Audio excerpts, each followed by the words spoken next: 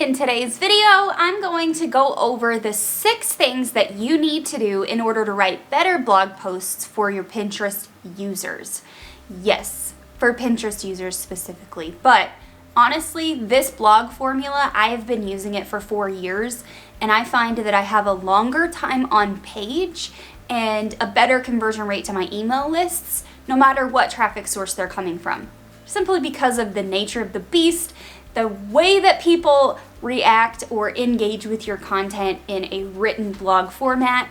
Little do people realize, a lot of us are bloggers or have blogs, and they don't realize that that's even what they're reading. They don't even put 2 and 2 together that it's a blog. That's what this week's video is about. So if you want to learn those 6 tips to creating better blog posts and keep your readers coming back for more, then stick around.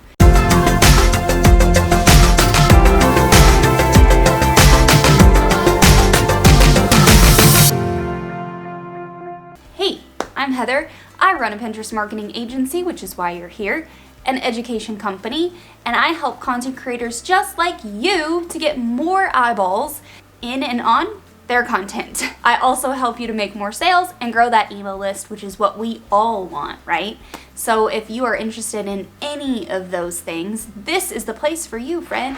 Welcome to my little corner of the internet. Tip number 1 for creating better blog posts is to start with your headline. Headline, blog post title, whatever you want to call it. Start with that.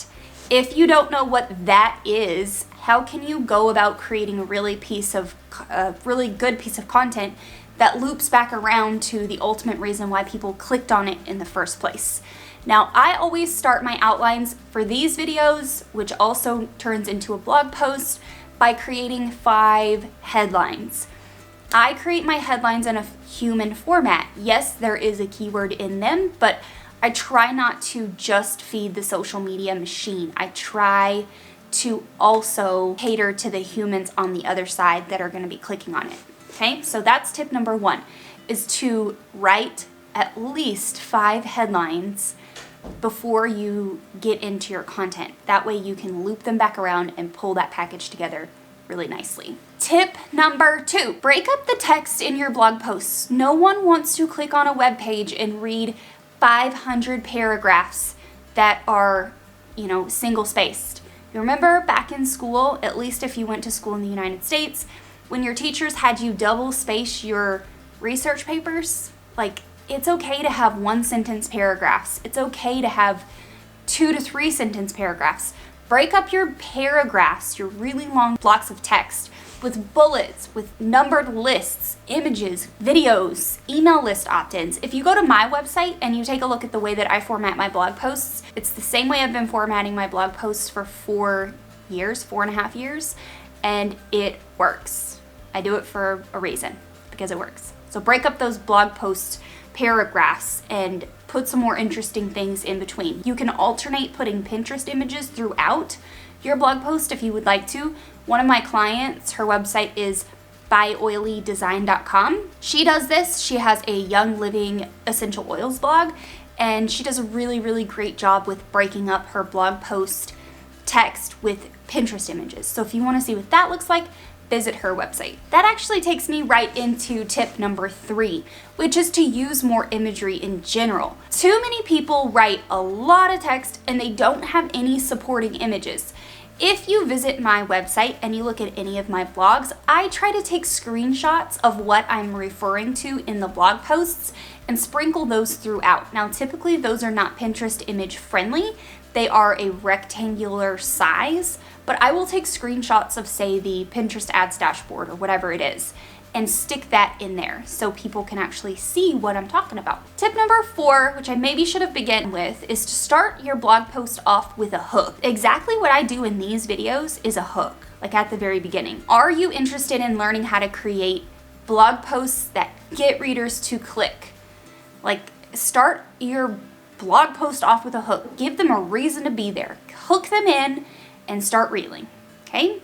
You won't regret it. Tip number 5 is to optimize your blog posts for SEO, but please, for the love of God, do not go overboard, okay? Don't keyword stuff your blog posts. Google is a machine. You do need to film. You do need to feed the machine, but you do not want to go overboard with it. If you go overboard with it, you could actually be slapped in the rankings in the algorithm for Google instead of it helping you.